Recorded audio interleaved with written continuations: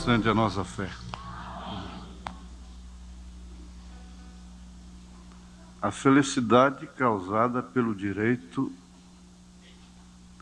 de poder escolher.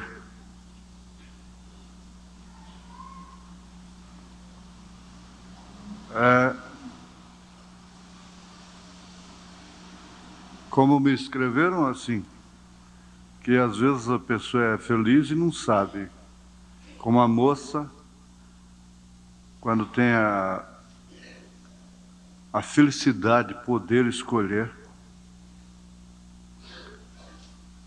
e não sabe escolher. É quando ela tem tudo na mão, que ela pode dizer sim ou não. Casar-se com ou não casar-se com. Ou ficar sem casar-se. Sempre haverá um arrependimento. Por se casar ou por não se casar.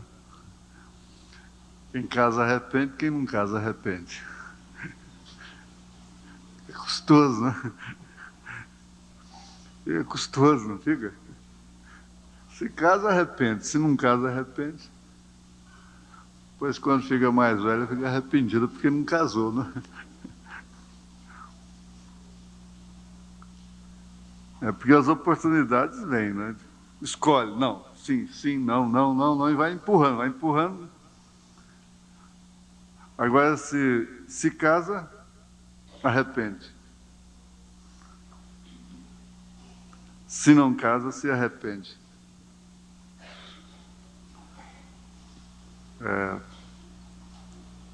Tem uns que arrepende, mas assim, se tivesse que começar tudo de novo, começaria tudo de novo, né? Voltasse o relógio e fosse lá, faria a mesma coisa. Agora há outros que se arrependem, assim, para não fazer aquilo mais nunca. É como uma falha que você comete, né? Diz, bom, se eu tiver uma chance, eu não faço isso mais nunca. Mais nunca. Mas, de todos os modos, isso aqui tem um fundo importante, que o irmão Branham disse, de fato é isso mesmo. É quando você pode escolher. Dizer sim, sim, não, não. Sim ou não.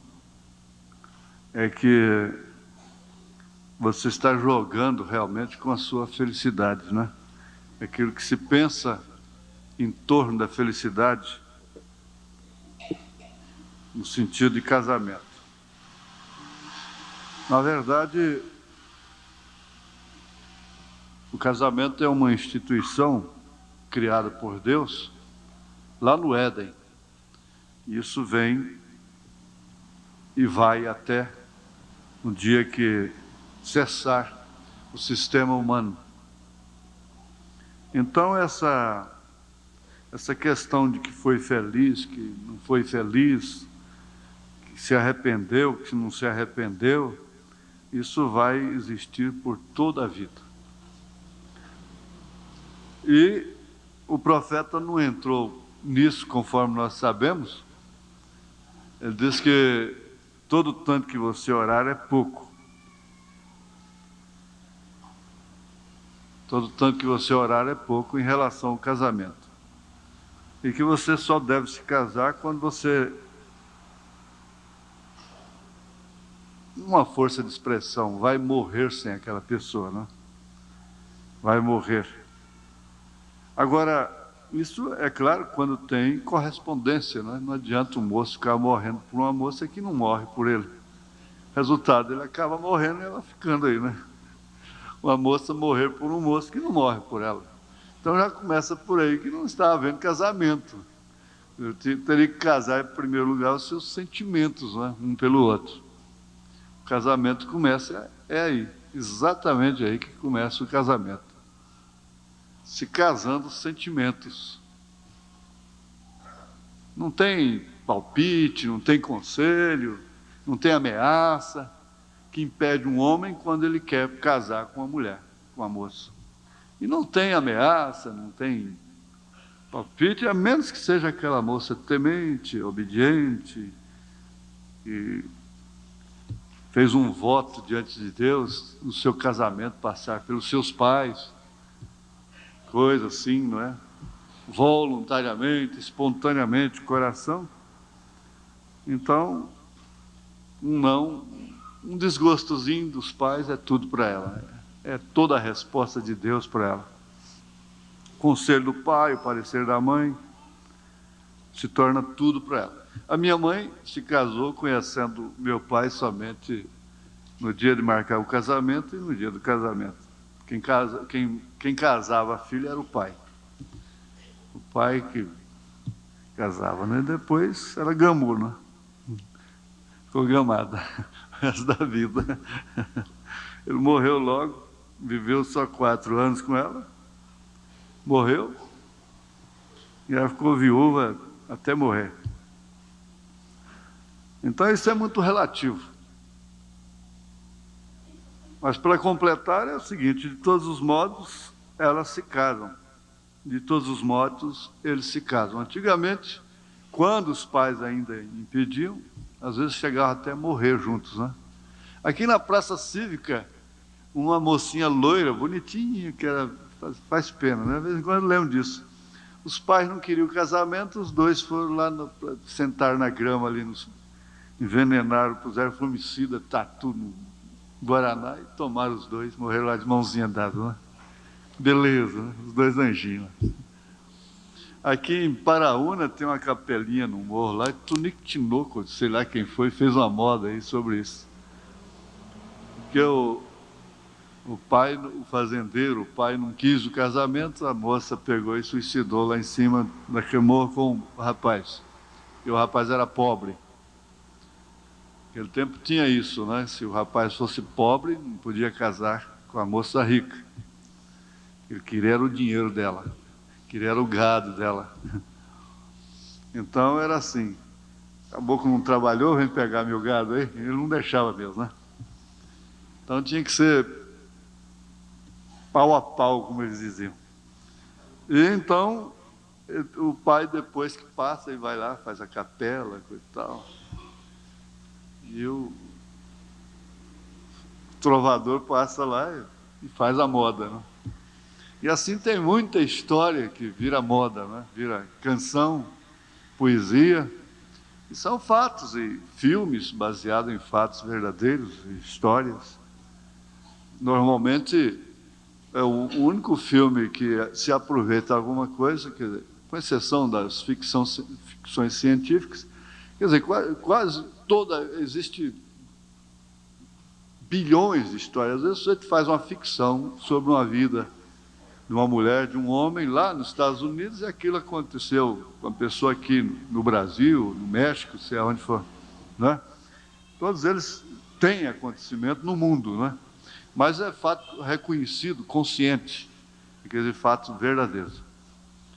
Então é onde o artista morre no fim, às vezes morre, ela morre, porque está narrando uma história verdadeira. Porque o de ficção, ele nunca morre, a bala nunca acaba do revólver, que é a coiseira toda, né? Ele nunca morre, né? Um tiro dele mata 3, e o tiro de 10 não mata ele. Tiro de 10, metralhadora não pega nele, só o dele pega nos outros. Então isso aí é ficção, né? Mas acontece, né? Aqui mesmo nós temos um velhinho que tem uma história dessa, né? Cair dentro de um buraco aí, numa trincheira, e lutar com poucos soldados, contra 800 homens, né, revoltados. Sair fumaça para tudo. Isso tem uns 50 anos atrás também, né? 80 atrás, né?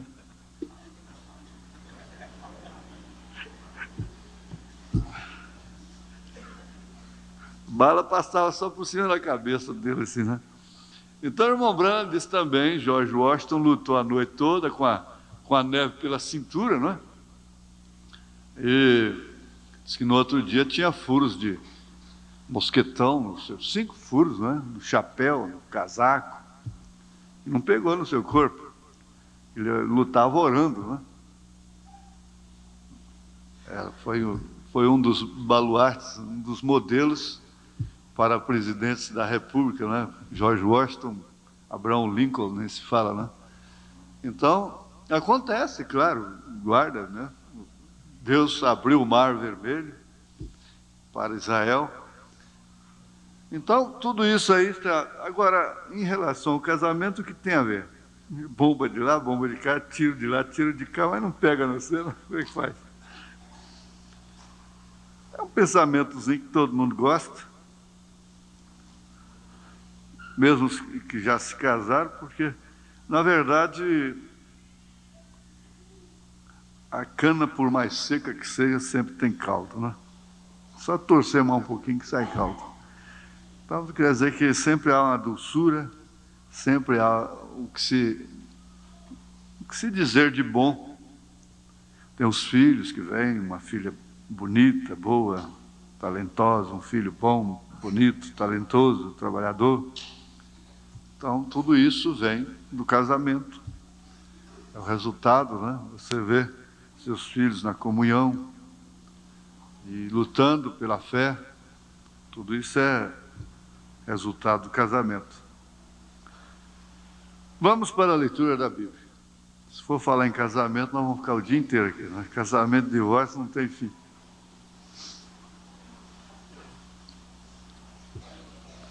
Verso 11 e 12 do capítulo 19 de Apocalipse. É o primeiro livro da Bíblia, de trás para frente.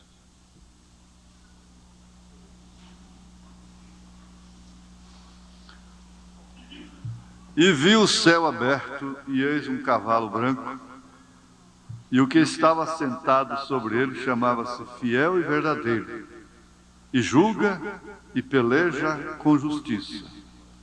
E os seus olhos eram como chama de fogo, e sobre a sua cabeça havia muitos diademas, e tinha um nome escrito que ninguém sabia senão ele mesmo. Senhor Deus, nós te damos graças, porque o Senhor sabe o nome. Conhecendo o nome, o Senhor conhece a pessoa. Isso nos faz lembrar que nós também teremos um novo nome. E o Senhor sabe qual é o nome de cada um. Nós estamos diante desta realidade, deste fato, de honrarmos não propriamente este nome que temos aqui, porque isso é social, mas honrarmos aquele nome o qual nem conhecemos ainda. Isso é profundo, isso é importante, isso é de muito valor para nós. Nós te suplicamos que isso possa operar de uma maneira real, autêntica, verdadeira, em nossas vidas, em nome de Jesus Cristo. Amém.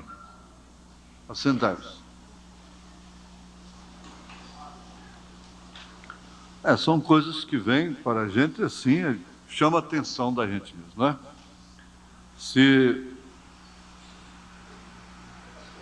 Às vezes nós cuidamos muito desse nome que temos aqui na dimensão humana e esquecemos de nos cuidar do outro nome, né?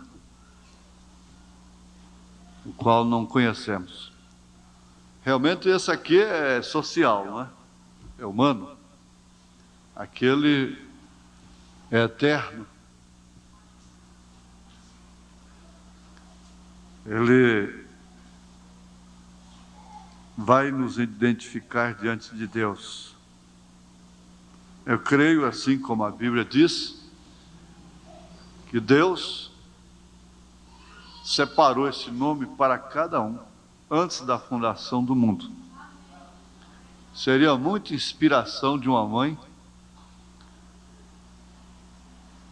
escolher um nome para um filho que combinasse com aquele que Deus escolheu desde antes da fundação do mundo e pôs lá no livro. Há muitas inspirações que são inconscientes, mas elas vêm das novelas, do cinema, do jornal, da popularidade, né? Nominhos sensuais, carregados daquele espírito mesmo que está reinando nesse mundo. Agora, lá na Bíblia, quem dava o nome para o filho era a mãe. Parece que aquilo tinha uma concordância, porque estava dentro dela. E ela, na dor, falava o nome do filho. Agora, sempre aquele nome combinava com a missão, com o caráter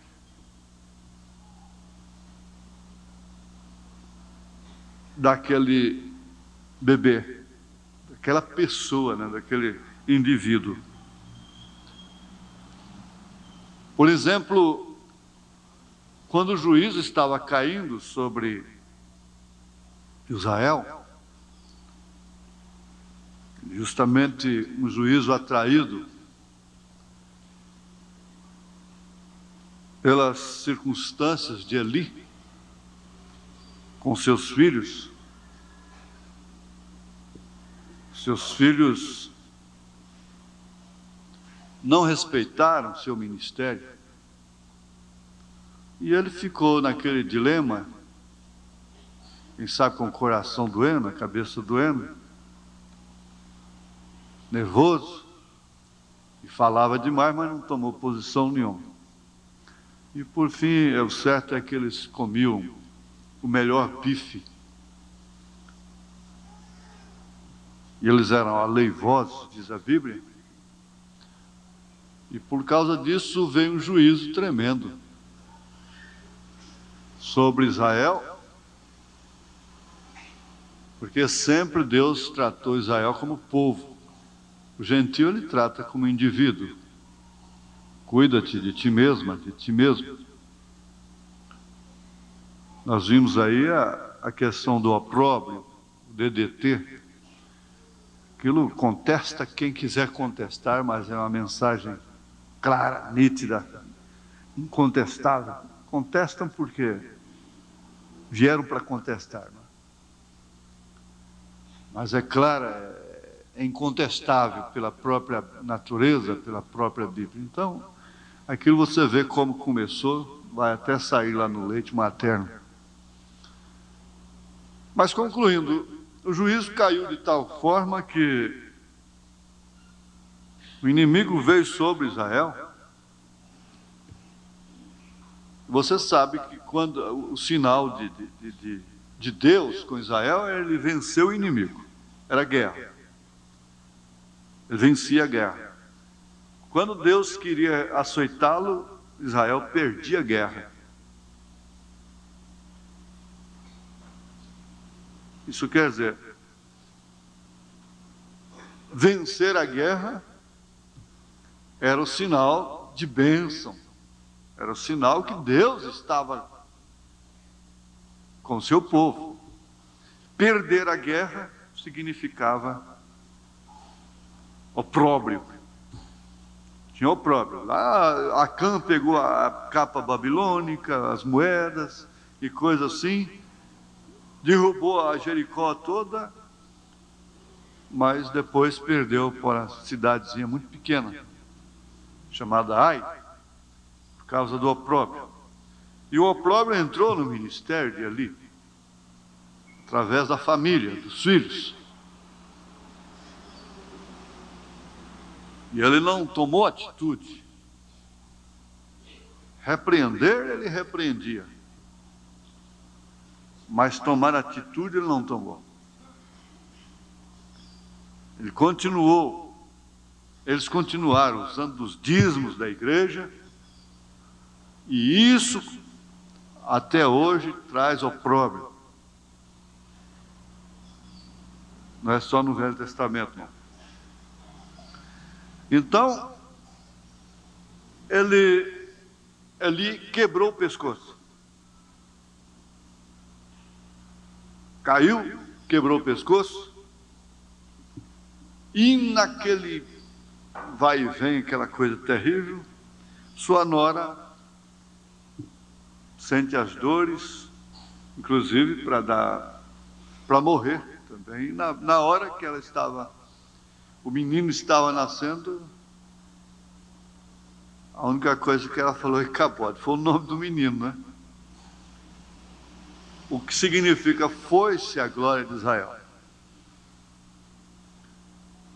Então isso está relativo, está se referindo aos patriarcas. Essa lei está, é claro, lá com os patriarcas, no Velho Testamento, porque cada filho daquele carregaria um caráter, uma característica, um significado dentro das Escrituras. Tanto que a gente pega uma enciclopédia bíblica, vê que cada nome daquele lá tem um significado. O próprio Joaquim está lá. Por sinal, até um bom significado, né? Qual é que é? Jeová é Salvador? Como é que é? Sabe mais não? Eu também não sei, não. Olha, está aberto aqui, irmão. 25 e 27.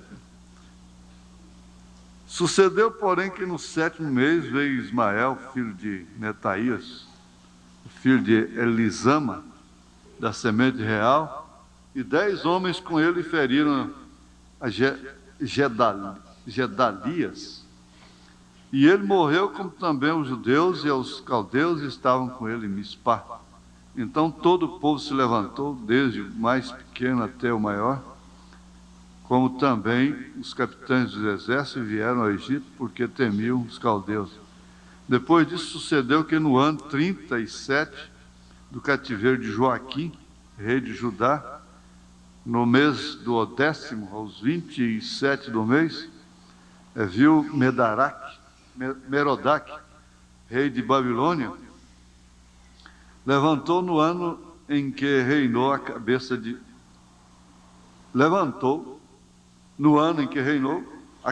de Joaquim, rei de Judá, da casa da prisão.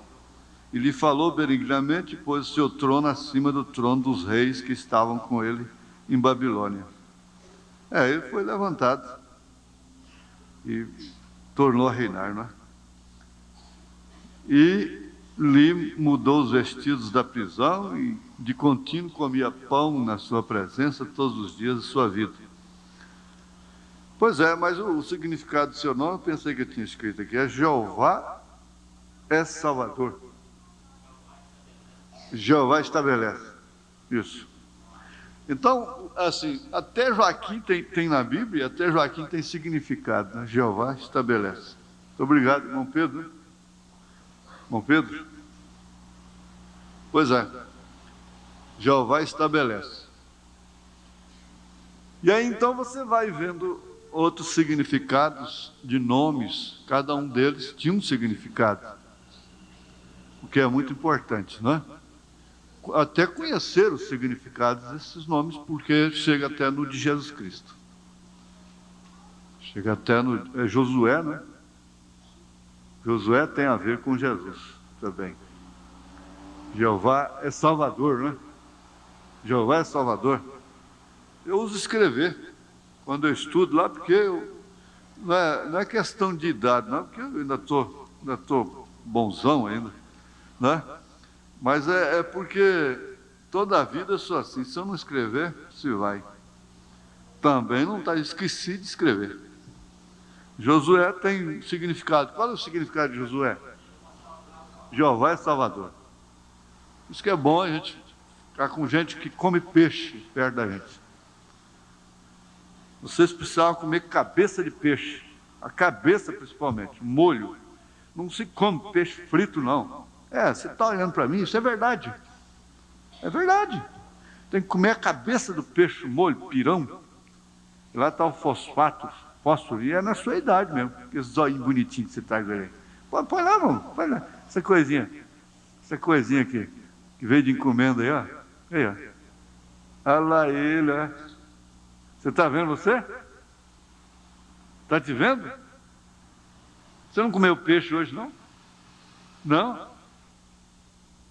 Cadê? Olha lá, Monzé. Aí, coisinha de Deus.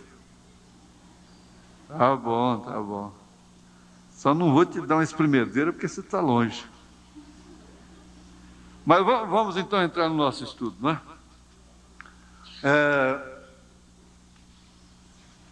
Um dia o irmão Brenner fica assim descansando na minha mente, né? A espada de dois gumes. Vamos lembrar aqui no parágrafo 63, daquele consolo. Qual foi o consolo que nós tivemos domingo passado? Vamos ver quem fechou assim com chave de ouro o estudo. Vamos ver. Pode ser irmã ou irmão. O consolo que você levou domingo passado. Goiano não come peixe. Bom, todos somos filhos de Deus. Isso é todo mundo. Mas isso não é bem.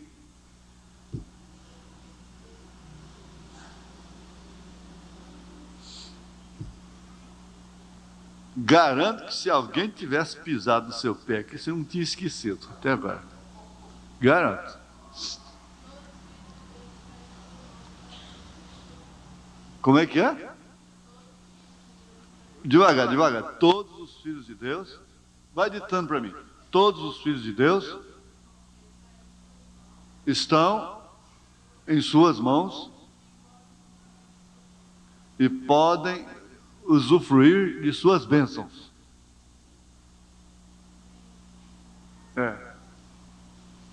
Aliás, até usou o termo certo aqui, está no singular. Todo verdadeiro crente está na mão de Deus e pode experimentar de seu amor e poder e receber o benefício completo de tudo o que Deus é para o crente. Agora, a moça foi em cima da mosca. Mas o complemento disso aqui, quer dizer, por que o irmão Brana chegou nisso aqui? A razão desse consolo aqui para nós foi em função de... Os crentes estão nas mãos de Deus como mensageiros. Como os mensageiros estão na mão de Deus, os crentes estão Exato. Como os mensageiros, aquelas estrelas, estão nas mãos de Deus, se podemos dizer, estavam enquanto estavam brilhando aqui, exercendo seus ministérios, respectivamente falando ali, de Paulo até o irmão Branham. Então, foi em função disso que veio esse consolo. Está relacionado com isso. Que como aquelas estrelas, que significa mensageiros, anjos, as 7 estrelas, estavam nas mãos de Deus, todo verdadeiro crente, foi o que a moça lembrou, está na mão de Deus. Lembraram-se agora?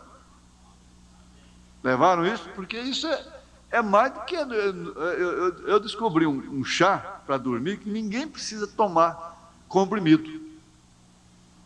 Só tem uma coisa, só eu que posso fazer o chá. É chá de nota de 500. Você traz, eu faço o chá e te dou um vidrinho de chá e fica uma nota para mim.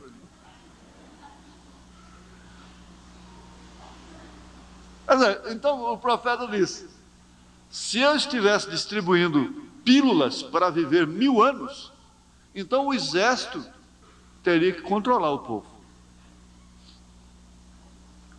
Teria que controlar. Já pensou um velhinho assim, tomasse uma pílula e ficasse novo, imediatamente novo, e fosse viver não sei quantos anos, mais 1000 anos, o exército teria que controlar a fila. Não teria? Agora, um chá de nota de 500, todo mundo já pensou logo, vou pegar a receita para mim. Vou pegar a receita, chá de nota de 500. Todo mundo abraçaria. Agora, isso aqui é mais do que pílula para viver 1000 anos. Esse consolo aqui é muito mais do que você me procurar depois. É muito mais, não tem nem comparação. É muito mais do que o consolo das notas de 500. Não é, Mondijão? Isso é bom, pastor, mas só que a notinha de 500 também viu? Está bem.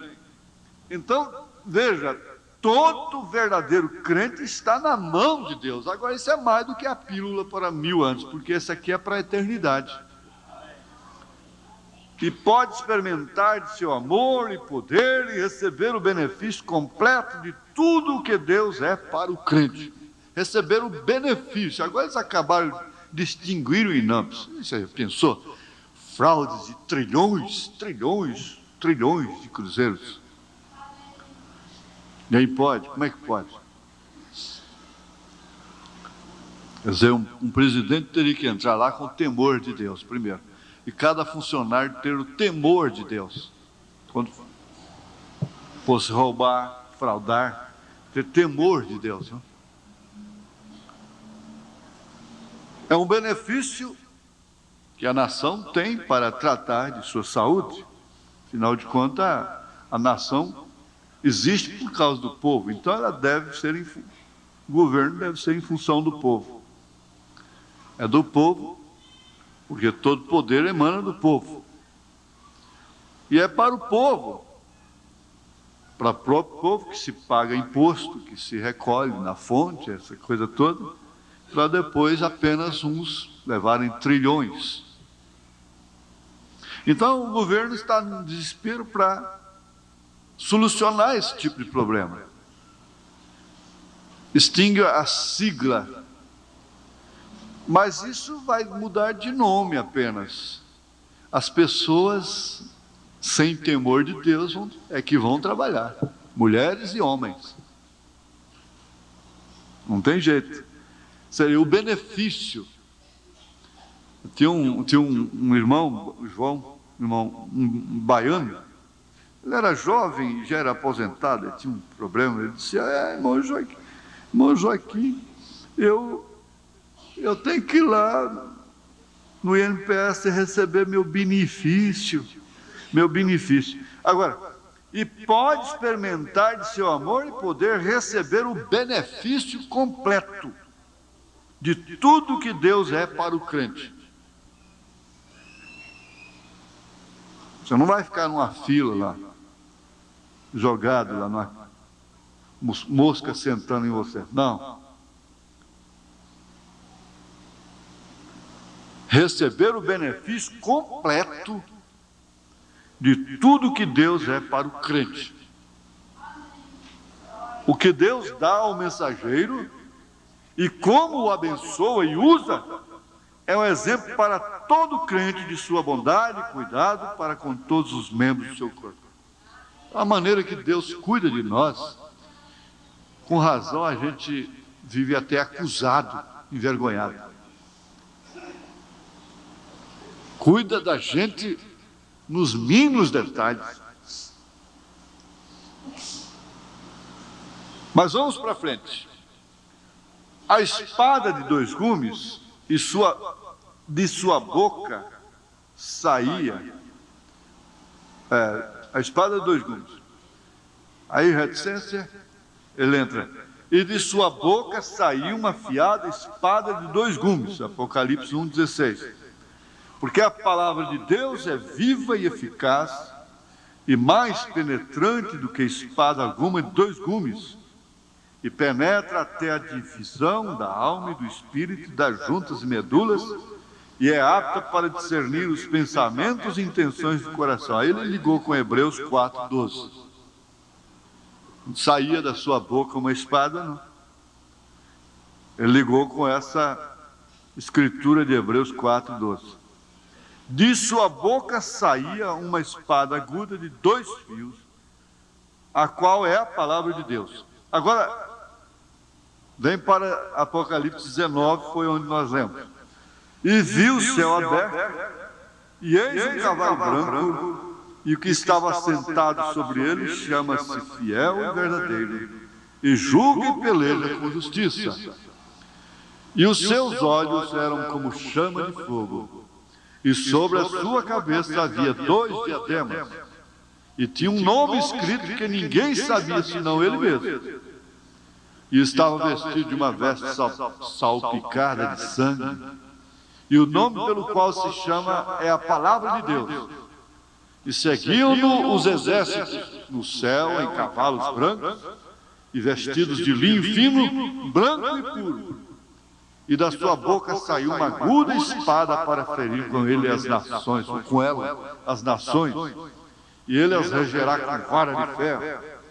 E ele mesmo é o que pisa o lagar do vinho, do furor e da ira do Deus Todo-Poderoso. E no vestido e na sua coxa tem escrito este nome: Rei dos Reis e Senhor dos Senhores. Amém. Aí ele vem para São João, capítulo 1, verso 48. Veja a ligação que ele vai fazendo sobre a onisciência de Deus, apta para discernir os pensamentos. Isso mostrando claramente que tipo de ministério o mensageiro desta era trouxe. Completo. Inclusive revelando os pensamentos. Ligado com isso, ele diz, João 1,48. Disse-lhe Natanael: de onde me conheces tu? Jesus respondeu e disse-lhe: antes que Filipe te chamasse, te vi eu estando tudo debaixo da figueira. Ora, ele poderia dizer que tinha visto Natanael desde antes da fundação do mundo. Mas ele estava revelando fatos terrenos a respeito da sua vida. Então ele buscou o último. Seria tão bom que, ao ser revelados os nossos passos, nossos últimos passos, fossem como o de Natanael.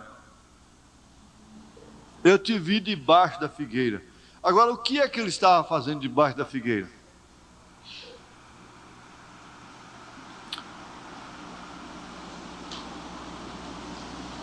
O que é que ele estava fazendo lá?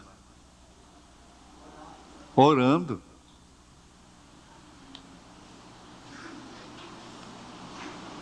Eu te vi orando.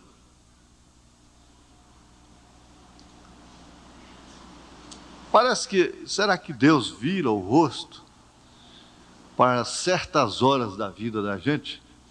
E só vê aquela hora que você pega a Bíblia e lê um versículo, 2, um capítulo, lê a mensagem, ora.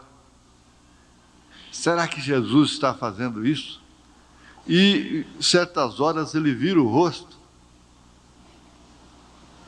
Porque, na verdade, se você visse sua filha naquela condição, você viraria o rosto. Visse seu filho naquela condição, você viraria o rosto.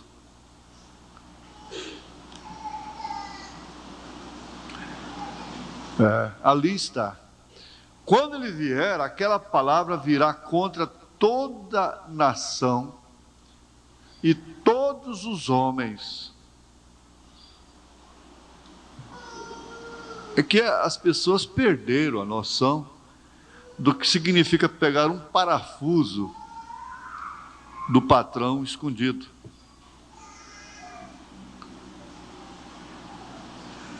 Perder a noção do que significa uma mentira. Perder a noção do que significa um olhar de cobiça. Não é só na mulher, não, no homem. Mulher cobiçar o homem cobiçar a mulher. Cobiçar os bens dos outros. Isso vai muito longe. Perder a noção do que significa uma hora escondida do povo. Perder a noção do que significa adultério. Conforme nós estudamos, quarta-feira, adultério não quer dizer também só sexo. A criança já está sendo adulterada na escola. A alimentação está sendo adulterada.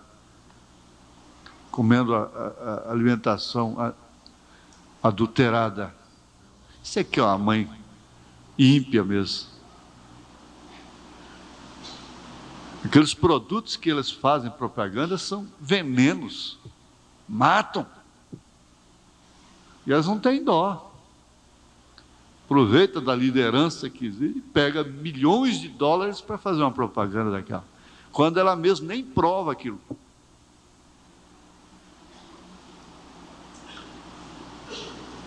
Agora, o povo perdeu a noção. Essas alturas quase que não interessa mais o que está acontecendo com o mundo.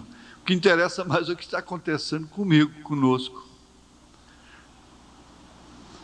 Porque se nós estamos na condição que nós estamos, de que forma estaria o mundo?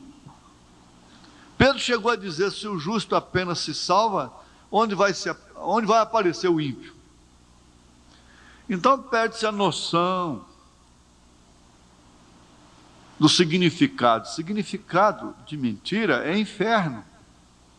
Agora, inferno não é apenas você sair daqui contrariada comigo, ou com quem quer que seja, e daí a pouco você esquece aquilo. Inferno não é você queimar o dedo na gordura, como você queimou ontem, anteontem, ou 3 dias atrás, essa semana, ou vai queimar hoje ou amanhã, ao fritar um bolinho, aquilo espirra no seio e tal, ou você vai pegar a frigideira e queima o dedo lá. Inferno não é isso, que logo passa, logo você esquece. Como diziam os pais, meu filho, quando casar, sara. Caía, machucava, levanta, quando casar, sara. Não, inferno não é isso. Inferno não é coisa que passa. Na verdade, nós temos o fundo sobre isso, quem tem é somente o profeta. O inferno vai desaparecer. Depois do julgamento do trono branco, ninguém vai ficar no inferno mais. Vai desaparecer. Então, graças a Deus, se pelo menos eu não sou salvo, pelo menos não vou existir. Mas, meu filho, você pega aí 5 minutos de fogo, fica parecendo uma eternidade. Entra num fogo 5 minutos, 1 minuto. Agora ficar 1000 anos. Isso aí é o para sempre. Dentro daquele tempo, é o para sempre. Não é eterno. O perene está relacionado com um tempo, com aquela vida, com um tempo determinado para aquela coisa, para aquela pessoa. Então é para toda a vida, perene, para sempre. Aquela casa é sua para sempre, não quer dizer que é eternamente sua. Assim também é o inferno.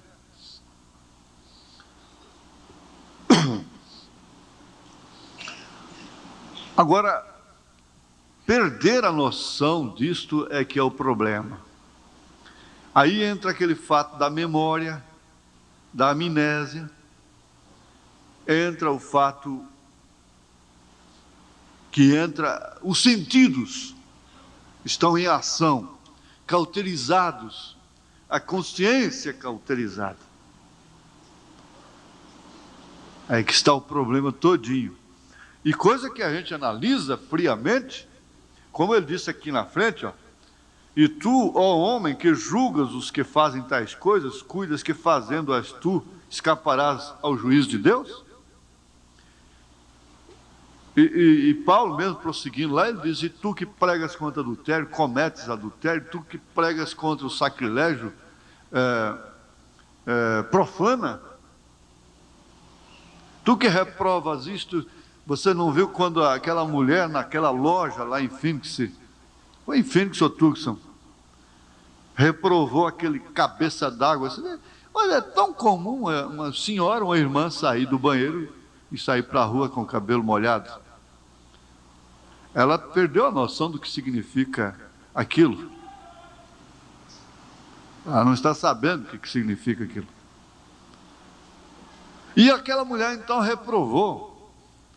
Mas acontece que ela estava vestida de calça esporte.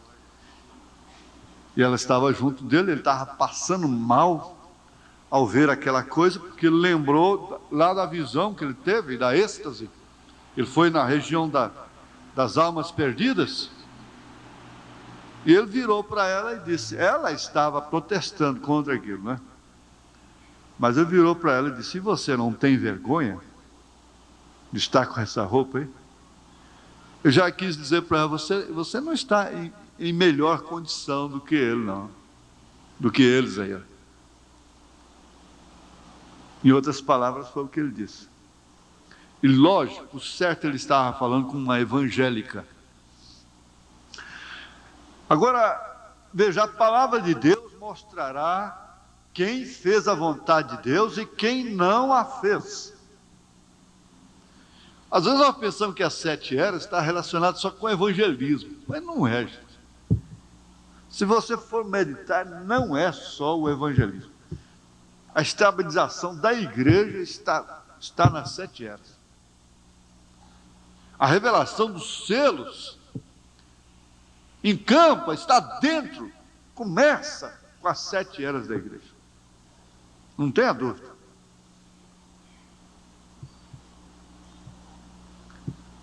A palavra de Deus mostrará, porque aquela espada de 2 gumes, que discerne tudo, até mesmo os pensamentos, as intenções dos corações, sabe o que você está pensando agora? A palavra de Deus mostrará quem fez a vontade de Deus e quem não a fez. Eu disse aqui, baseado em verdade, estudo, na experiência, o homem que não tem maus, a pessoa que não tem maus pensamentos, pessoa adulta, ela está morta, porque para não ter maus pensamentos tem que estar morta. Mas fazer a vontade dos pensamentos é que é o segredo. Então tem muitas irmãs e irmãos que ficam em dificuldade, às vezes alguns chegam até enfraquecer da mente resistindo pensamentos. Outro dia eu orientei uma pessoa e falei: não, para de brigar com o pensamento. Você simplesmente, o profeta diz, o profeta ensinou você a agir com o pensamento assim. Você age exatamente ao contrário daquele mau pensamento. Só isso e mais nada. E tem aquilo como um cachorrinho vira-lata, que ninguém tem medo dele, que você vai passando ali, e ele vem latindo atrás de você, você nem incomoda. Então você tem esses pensamentos dessa forma. Porque o diabo quer justamente enfraquecer sua mente. E na medida que sua mente for enfraquecendo, vai aumentando os pensamentos. Vai bombardeando a sua mente. Para com isso. Para de lutar com o pensamento. De brigar, ficar brigando a noite toda, perde sono.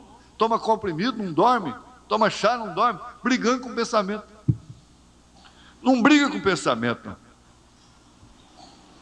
Siga em frente. Vê o que vai acontecer. Ele disse: põe um bom pensamento no lugar daquele. Então, o pensamento mostrou espinho, você lembra da rosa. O pensamento mostrou a montanha, você lembra de uma planície. Lembra do sangue de Jesus, mas não lutando, não guerreando. Você não tem que discutir a sua personalidade com ninguém. Você não tem que discutir. Paulo disse, graças a Deus sou o que sou. Agora é bom se você fosse um super-homem, uma super-mulher, aí sim, agora eu posso ser cristão, porque não passa nenhum mau pensamento na minha mente, não passa nada por mim, eu sou um super-homem, uma super-mulher, aí eu posso ser cristão. Não, não é assim. O importante é você seguir em frente, não, e a maneira de vencer isto é não dando confiança para isso. O que ele quer é exatamente que você discute. É exatamente. Ele é fanfarronão, diz o profeta. Fanfarrão, né? Ele é um fanfarrão. E aquela pessoa que não tem nada a perder, quer envolver o que tem a perder. É exatamente o que ela quer. Ela não tem nada a perder. Então ela quer envolver aquele que tem o que perder. Você tem o que perder, mas ele não tem o que perder. Então não discute. Segue em frente. A palavra de Deus mostrará quem fez a vontade de Deus e quem não a fez. Sabendo que Deus não é aquele monstro. Aquele monstro, como muitos pais se tornam monstros para uma criança. A criança fica trêmula quando vê o pai. Não, Deus não é assim. O salmista diz que Deus conhece a estrutura do homem. Ele sabe realmente o que é o homem. Ele não é apanhado de surpresa. Deus não se decepciona comigo, nem com você, nem com ninguém. Não. Ele sabe que isso é do homem. Por isso que o irmão Brana não alarmava, não fica, a ponto de uma irmã telefonar para ele, dizendo, meu marido está vivendo com essa mocinha aí há 2 anos, ele disse, ora por ele, irmã. Desligou o telefone. Simplesmente isso. O que ela podia pensar do irmão Brana depois disso? Agora, ele conhecia, ele sabe perfeitamente o que é o homem. E a Bíblia diz que Jesus sabia, como é que é o termo mesmo? É 1 João, é São João, não é? Capítulo 2. Capítulo 2. Está aqui, ó. Versículo 23. Depois de purificar o templo, e estando ele em Jerusalém pela Páscoa, durante a festa, muitos vendo os sinais que fazia, creram no seu nome. Mas o mesmo Jesus não confiava neles porque a todos conhecia. Não necessitava de que alguém testificasse do homem, porque ele bem sabia o que havia no homem. Ele não bem sabia, porque está um relato da vida humana de Jesus. Ele sabe o que há no homem. Ele é essa espada de 2 gumes, que discerne os pensamentos e as intenções dos corações. Então nós não estamos reunidos para nos colocar no canto de uma parede. Mas só que tem uma coisa. Não tem ninguém aqui que pensa que está enganando a Deus. Não tem ninguém aqui dizendo, não, a Bíblia não quer dizer isso. Aí então, aí está mal. Aqui não tem ninguém com comichão nos ouvidos.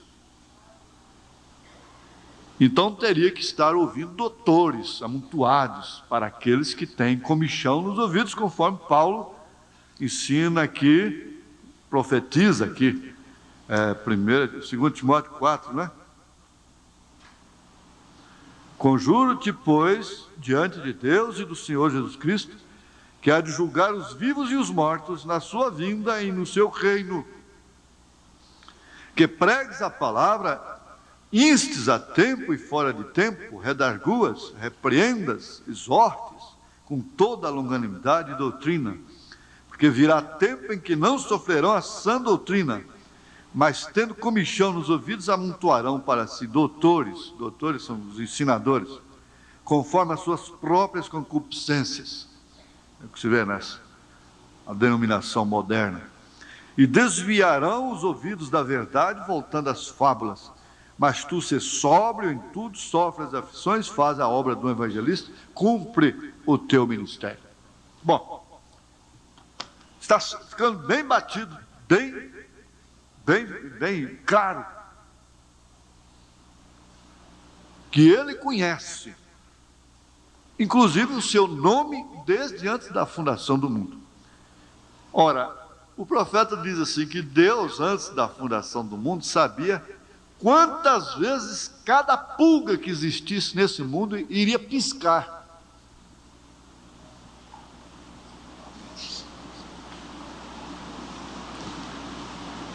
Ele sabia que essa terra ia sair fora do eixo, do seu lugar certo, ia causar esse transtorno todo, virem os fungos, o mofo, a alergia, as doenças, as estações do ano, porque não vamos ter estações mais depois, na hora que ela voltar. Ele sabia tudo.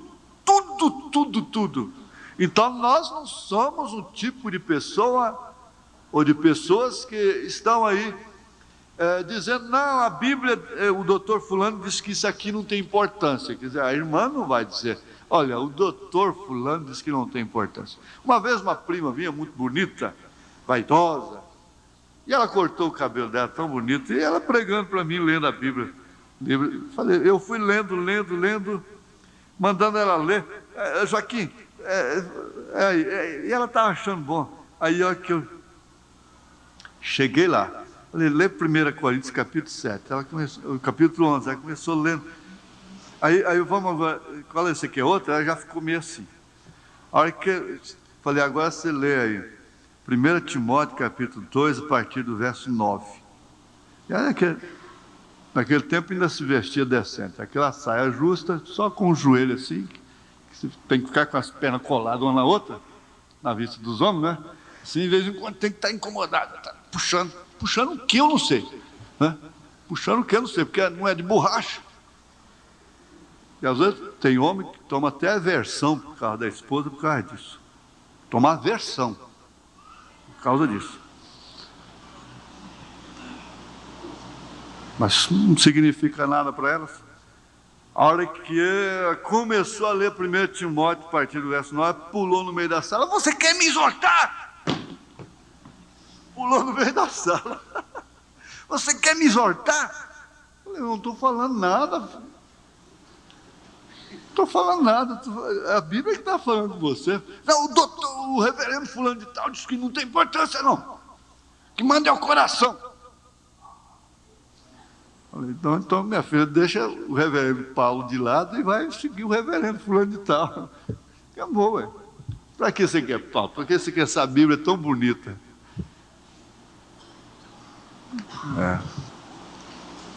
A palavra de Deus mostrará quem fez a vontade de Deus e quem não a fez. Dará a conhecer as obras secretas de cada homem. E porque as fez, o motivo pelas quais ele cometeu aquela obra secreta. Separará. Por isso é que diz Romanos 2, 3. E tu, ó homem, que julga os que fazem tais coisas, porque ele estava falando ao homem que julgava a lei, só sabia julgar. O cumpridor da lei só sabia julgar, ele não sabia fazer outra coisa. Estava certo, né? Nós vimos naquele filme A Tentação, aquilo lá para mim foi tudo. Eu vi isso aqui.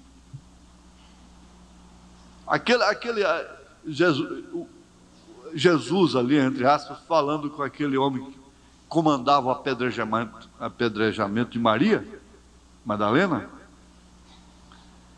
Aquilo ali foi a mente dele, Jesus falando na mente dele. E você? Você não anda com a Judite aí? Deu até o nome da mulher. Tu que julgas. Então continua relatando como é que Deus vai julgar aos homens. Aqui está nos versículos 5 ao 17. O coração duro. Nós estudamos aqui. Foi quarta-feira a mudança de coração? Foi, né? Sexta-feira também o senhor falou nisso. O coração duro e impenitente será julgado. As obras serão julgadas. Olha que coisa profunda isso aqui, presta atenção. Os motivos serão julgados.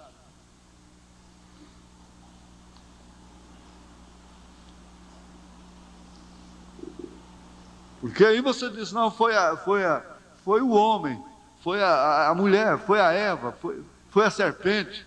Os motivos serão julgados. O motivo, qual foi o motivo? O que justifica, o que é realmente motivo para se fazer aquilo?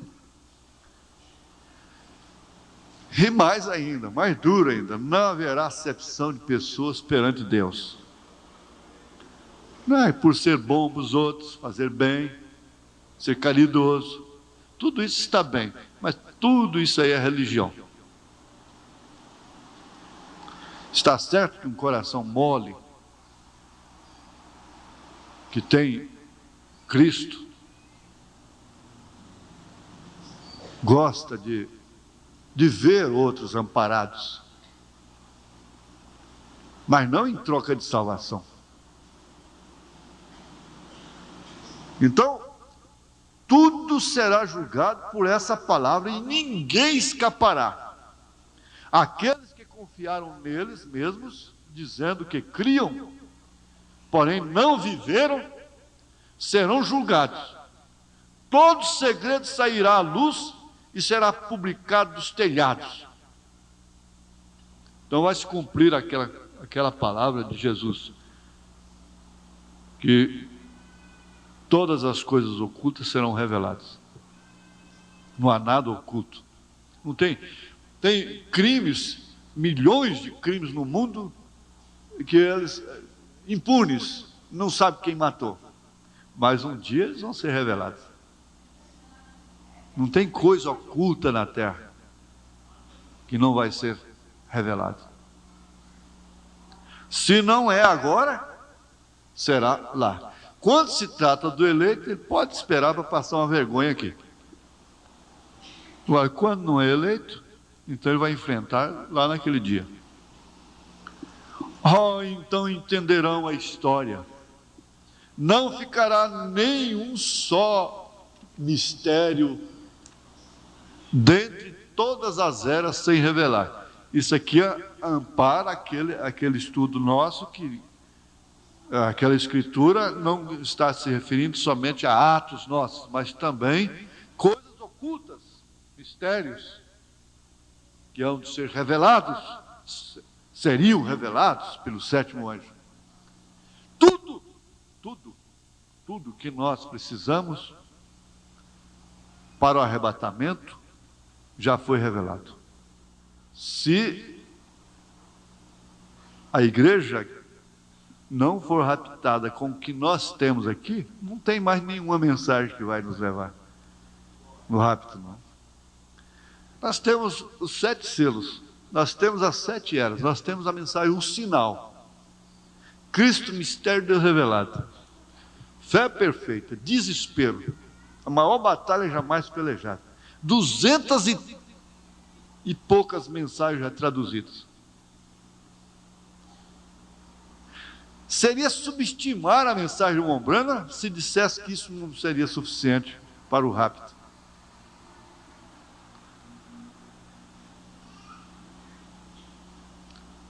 Quanto mais, melhor, não tem problema. Mas se você não for com o que tem, não vai mais não. Ninguém vai, se não for com o que tem. E o profeta ainda vai mais longe, ele disse, a viúva tinha só um pouquinho, ela não tinha tudo, ela tinha só um pouquinho de azeite, de farinha. O que seria então dessa gente simples, que pega uma mensagem aqui dentro para ler antes do culto, vira de cabeça para baixo e fica aí. Que seria? E, no entanto, crê no seu rapto, no seu arrebatamento. Não vamos desprezar, desvalorizar, dispensar o valor do estudo, de estudar a palavra, de enriquecer em conhecimento, crescer na graça e no conhecimento, porque cada um será julgado pela medida que recebeu. Não resta dúvida. Porém, sabe você que Ele está revelando os segredos dos corações? Ele virou para o ministério dele, você viu? Sabe você que Ele está revelando os segredos dos corações dos homens e mulheres nesta era em que estamos vivendo? Quem a parte da própria palavra poderia revelar os segredos do coração? Quem? Então aí foi onde alguns chegaram a dizer e pregar que o irmão Branham era Cristo. Porque viam essas coisas todas se cumprindo. Coisas que, mais do que as que Jesus fez, porque Jesus mesmo disse, em São João 14, aquele que crê em mim fará as mesmas obras e, se possível, fará maiores ainda. Jesus pegou 5 pães, os peixinhos, multiplicou. O irmão Branham, quer dizer, Jesus no irmão Branham, não precisou de nada para aparecer esquilos lá. Em relação à época que Jesus veio na terra, comparando a época agora do ministério dele em Elias, o mundo que ele está vivendo teria que ser maior mesmo. Se fosse hoje esse ministério, a televisão estava em cima. Deus sabe. Porque eram coisas de verdade mesmo, ossos estalando na hora, assim, de paralíticos, estalando e as pernas consertando na vista de todo mundo. O irmão Green era batista, ele foi numa reunião do irmão Branham, viu um menininho com as pernas todas enroladas, aquele estalando os ossos assim, e as pernas consertando na hora, assim, ó.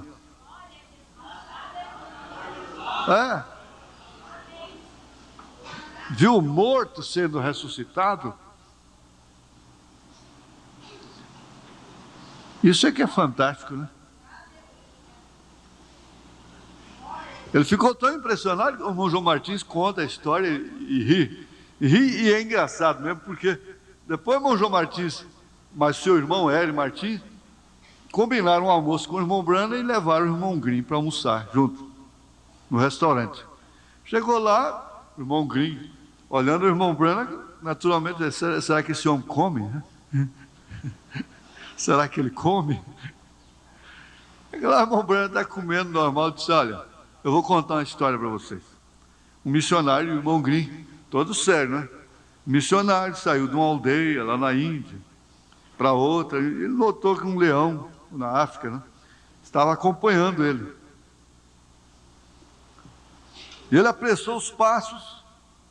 O irmão Green dá lá os 2 olhos do irmão Branham assim.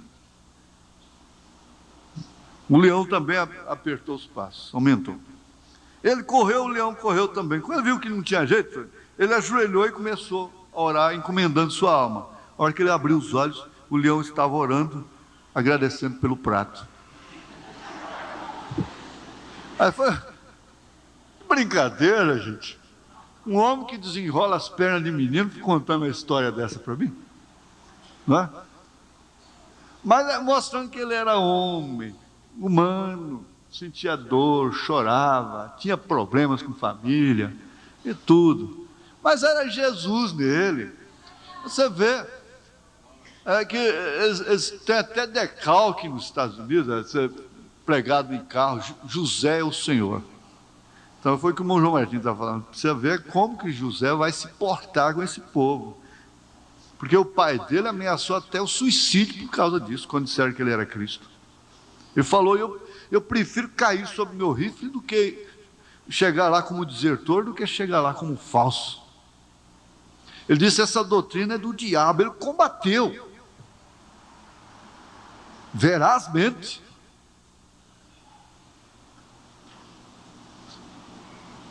Um irmão amado saiu pregando que o irmão Branham era Cristo. Ele chamou aquele irmão e falou, olha, você dormiu num hotel, no quarto tal, no número tal, e naquela noite anterior, Deus revelou para ele, naquela noite anterior, esse homem que anda dizendo que eu sou Cristo aí, tinha posado lá e, naturalmente, o irmão não orou especialmente, limpando aquele quarto antes de deitar, antes de dormir, e saiu no outro dia pregando que o irmão Branham era Cristo também. Agora você acha que andar com uma pessoa desviada, que anda arrogante por aí, seja de menos monta? Você vai pegar o mesmo espírito. Você fica ouvindo pessoas desviadas, murmuradores, você vai ver como é que você vai se encontrar amanhã.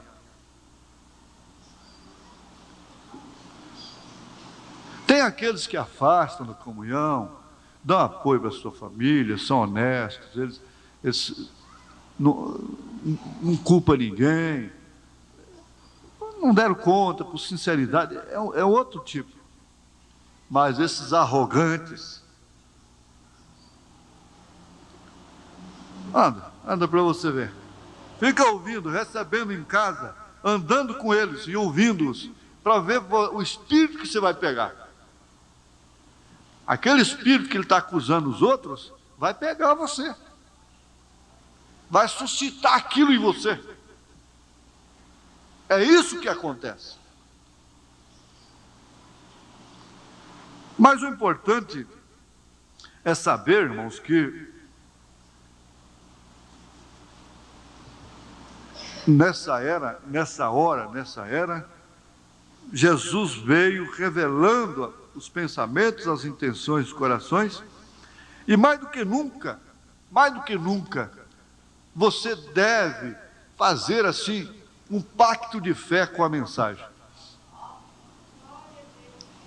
Mais do que nunca. Você vê que ela é a Bíblia revelada. Agora, você não tem que ser um super-homem, uma super-mulher. Mas não é aquele que diz, olha, isso aí não é assim, e começam muitos por aí. Irmão Branham enganou. Não faça isso. Isso é assim e é assim mesmo.